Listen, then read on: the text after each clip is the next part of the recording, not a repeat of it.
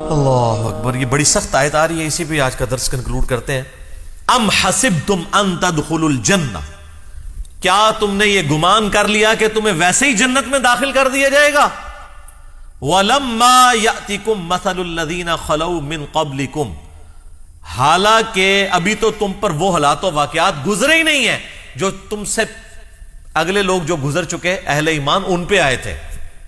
اب ظاہر ہے کہ پس منظر میں اب آپ ذہن میں رکھیے گا، ابھی تو قتال والا معاملہ شروع نہیں ہوا، ابھی تو چند ایک لوگوں نے تکلیفیں اٹھائی ہیں نا، ابھی تو آگے ایک جنگوں والی زندگی ہے جس کے لیے پوری زندگی انہوں نے اسی تکلیف کے اندر کاٹنی تھی۔ تو اللہ تعالیٰ نے پہلے ذہنی طور پہ تیار کیا کہ ابھی تو تم پہ وہ تکلیفیں نہیں آئی ہیں جو اگلے انبیاء کے ماننے والوں پہ آتی تھی، ابھی تو عشر شیر بھی اس کا تمہیں نہیں آیا۔ مَسَّتْهُمُ الْبَأْسَاءُ، انہیں پہنچی سختی، وَالضَّرَّاءُ، اور مصیبت، وَالزُّلْزِلُوا، اور وہ لرز اٹھے، یعنی کیا کچھ نہیں ان کے ساتھ کیا گیا۔ حَتَّى يَقُولَ الرَّسُولُ وَالَّذِينَ آمَنُوا مَعَهُ، یہاں تک کہ زمانے کا رسول اور اس کے ساتھی اہل ایمان وہ بھی پکار اٹھے، مَتَىٰ نَصْرُ اللَّهِ، اللہ کی مدد کب آئے گی؟ اتنی تکلیفوں سے گزرے کہ انہوں نے کہا یا اللہ اتنا تو نے آزمایا ہے، تیری مدد کب آئے گی؟ الا ان نصر اللہ قریب، آگاہ ہو جاؤ اللہ کی مدد قریب ہے۔ یعنی قریب اس وقت ہوتی ہے جب تھریشولڈ پوائنٹ پہ پہنچ جائے۔ خیر یہ صحابہ کرام اس پھر چیز میں کامیاب ہوئے ہیں۔ یہ جو زلزلو والا لفظ ہے یہی سورۃ الاحزاب میں غزوہ خندق کے موقع پر اللہ نے فرمایا کہ کلیجہ منہ کو آ گیا تھا اور ان کو ہلا کے رکھ دیا اہل ایمان کو، اور اللہ نے ان کی آزمائش کی اور یہ پورے اترے۔ آج کل تو آپ تصور نہ کریں، آج کل تو آپ جناب اے سی والے کمرے میں سبحان اللہ وبحمدہ کی فضیلت، ایک دفعہ دروشی پڑھنے پہ 10 رحمتیں، 10 گناہ معاف، یہ آپ کروا لیں۔ اے تو بھائی زندگی اور ہے، یہ خدائی کوئی اور ہے، یہ کتابوں کا خدا ہے۔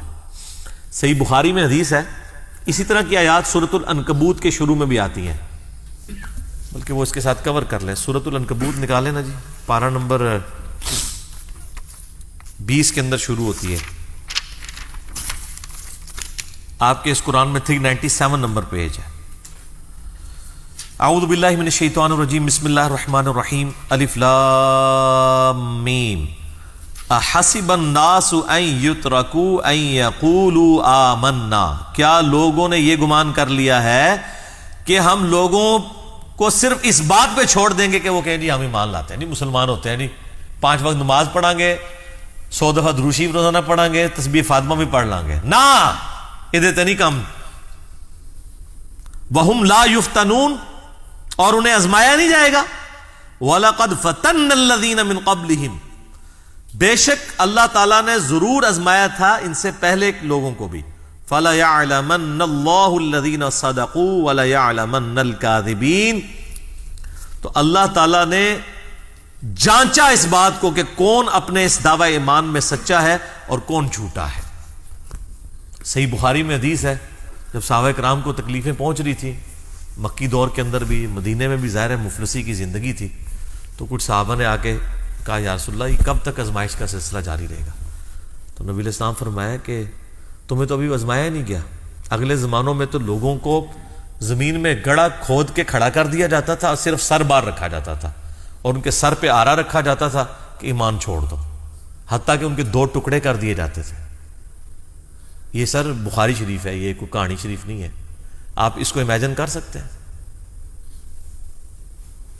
پھر نبی علیہ السلام نے اسی حدیث میں الفاظ ہیں بخاری میں کہ ان کو زندہ لوہے کی جو کنگھی ہیں نا ان کے گوشتوں کے اوپر یوں پھیری جاتی تھی، پوری پوری کھال اور گوشت ان کا اکھڑ جاتا تھا۔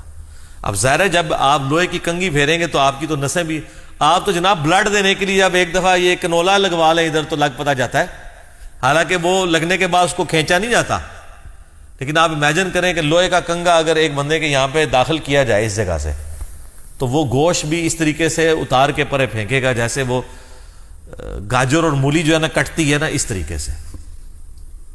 تو نبی علیہ السلام نے کہا کہ ان کو اس لیول کا آزمایا گیا۔ پھر خیر صحابہ کرام بھی پھر اس آزمائش پہ پورے اترے۔ اب دیکھ لیں نا حضرت عمار ابن یاسر کے والد حضرت یاسر، ان کی والدہ سیدہ سمیہ کو کن کن تکلیفوں سے گزارا گیا، حضرت خباب کو لوہے کے اوپر یعنی کوئلوں کے اوپر لٹایا جاتا تھا حضرت بلال حبشی کو، تپتی ہوئی ریت کے اوپر، اور پھر سینے کے اوپر پتھر رکھ دیا جاتا تھا. تو یہ ساری تکلیفوں سے ان کو گزرنا پڑا. تو یہ جو لوگ دعویٰ کرتے ہیں نا کہ تیرے ہوتے جنم لیا ہوتا، نبی علیہ السلام کی زیارت کرنے سے کوئی صحابی نہیں یہ بن گئے ہوئے، صرف انہوں نے جو تکلیفیں کاٹی ہیں وہ ہم لوگ امیجن بھی نہیں کر سکتے. اور انہی تکلیف کی وجہ سے جو لوگ منافقین تھے ان کا یعنی نفاق کھل گیا، وہ ایمان قبول کرنے کے لیے تیار نہیں ہوئے. کافروں کو آپ دیکھیں تو میں تو اکثر کہتا ہوں کہ ابو جہل کو تو کلمے کی سمجھ آ گئی تھی کہ کلمے کا مطلب ہے کہ میری مرضی نہیں چلے گی. اب تو اس نے کہا میں نہیں پڑھتا، میں نے تو اپنی مرضی کی زندگی گزارنی ہے. واللہ اگر اسے یہ پاکستان کے شناختی کارڈ والی آفر دی جاتی نا کہ صرف کلمہ پڑھ لے، باقی جو مرضی کر، کوئی مسئلہ نہیں، اپنی مرضی زندگی گزار، تو اس نے آفر قبول کر لینی تھی. اور اسی چیز کو منافقت کہا جاتا ہے. اس لیے آپ دیکھیں گے قرآن میں اللہ تعالیٰ کا غصہ اگر 10% ہے نا کافروں کے اوپر، تو 100% منافقین کے اوپر ہے. حتیٰ کہ سورہ نساء میں 80 سے زیادہ آیات منافقین کے اوپر آئیں گی. اور اس کا کلائمیکس ہے وہ اللہ تعالیٰ ماتا ہے کہ منافقین دوزخ کی سب سے نچلی گھاٹی کے اندر ہے، کافروں سے بھی نچلی گھاٹی میں. کیونکہ وہ چاہتے ہیں کہ دنیا بھی ہم اپنی مرضی کی گزاریں اور آخرت بھی.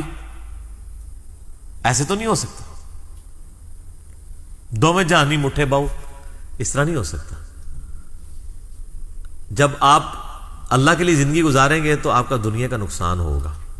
اور اگر آپ کا دنیا کا نقصان نہیں ہو رہا، ہر چیز بڑی ہیپی ہیپی چل رہی ہے، بلکہ جب سے دین پہ چلے ہیں تو اللہ کا فضل و کرم ہی ہو گیا، تو یہ سمجھ لیں آپ دین کے اوپر کو نہیں چل رہے. ٹھیک ہے، ایسا ہوتا نہیں ہے، کیونکہ اللہ نے تو انبیاء کو نہیں اور صحابہ کو اور اہل بیت کو آزمائش کے بغیر نہیں چھوڑا، تو باقی لوگ کیا ہیں؟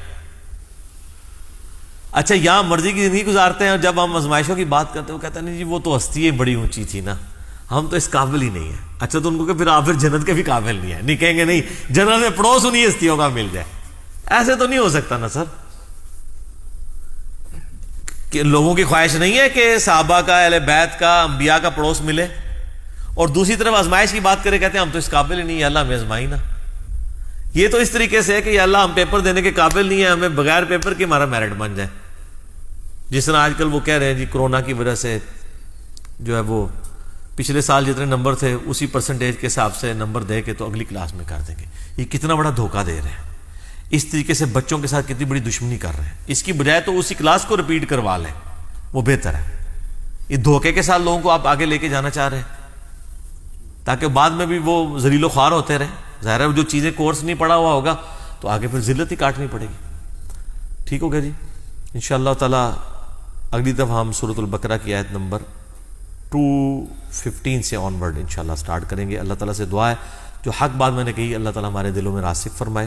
اگر جس بات میں میرے منہ سے کوئی غلط بات نکل گئی تو اللہ تعالیٰ ہمارے دلوں سے معاف کر دے. ہمیں کتاب و سنت کی تعلیمات پر عمل کر کے دوسرے بھائیوں تک پہنچانے کی توفیق عطا فرمائے. سبحانک اللہ